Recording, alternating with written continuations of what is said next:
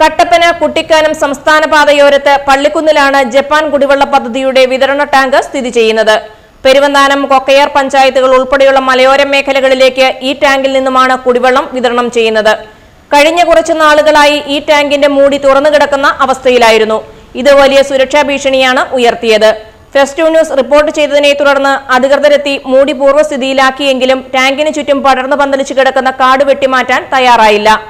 ടാങ്കിന്റെ സുരക്ഷ ഉറപ്പാക്കാൻ എത്തിയവർ പരിസരം കൂടി വൃത്തിയാക്കേണ്ടതായിരുന്നുവെന്നും വാട്ടർ അതോറിറ്റിയുടെ ഭാഗത്തുനിന്നുണ്ടാകുന്ന ഇത്തരം ഉത്തരവാദിത്തമില്ലായ്മ പ്രതിഷേധാർഹമാണെന്നും പ്രദേശവാസികൾ പറയുന്നു. പള്ളിക്കുന്ന് പഞ്ചായത്ത് സ്കൂള് സമീപത്ത് ഒരു വാട്ടർ ടാങ്ക് ഉണ്ട്. അത് കഴിഞ്ഞ ദിവസം ഞാനൊരു വാർത്ത കൊടുത്തിട്ടുണ്ടായിരുന്നു. ആ വാർത്തയിൽ വന്ന് സ്ലാവ് വാർത്തിട്ടു. പിന്നെ ആ പരിസരം ഒന്ന് തെളിച്ചിട്ടാൻ അതിനകത്ത് തുറന്നു തന്നെ കിടക്കുക. ഇന്നലെയൊക്കെയാണ് അതിനെ പുറത്തുകൂടെ പാമ്പ് കയറി നടക്കുക. പാമ്പ് മനുഷ്യനൊക്കെ കയറി അവിടെ ചാടും. ഒന്നാമത്തെ ലീവുള്ള സമയമല്ലേ, ആ ലീവുള്ള സമയത്ത് നിങ്ങൾ അതൊന്ന് ചെയ്ത് വൃത്തിയാക്കിയിട്ടല്ല. അത് ശരിയാകാത്ത നടപടിയല്ല അതൊന്നും.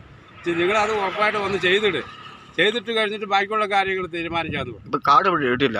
കാട് വെട്ടിയിട്ടില്ല. കാട് വെട്ടാൻ പറഞ്ഞതല്ലേ, നാളെ കഴിഞ്ഞ് വെട്ടാൻ അങ്ങനെ പറ്റിയിലാണ്. ഇതൊക്കെ പറ്റിയിട്ടൊന്നും അല്ലല്ലോ.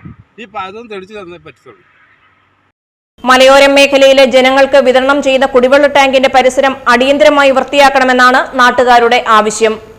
News bureau, Peermade.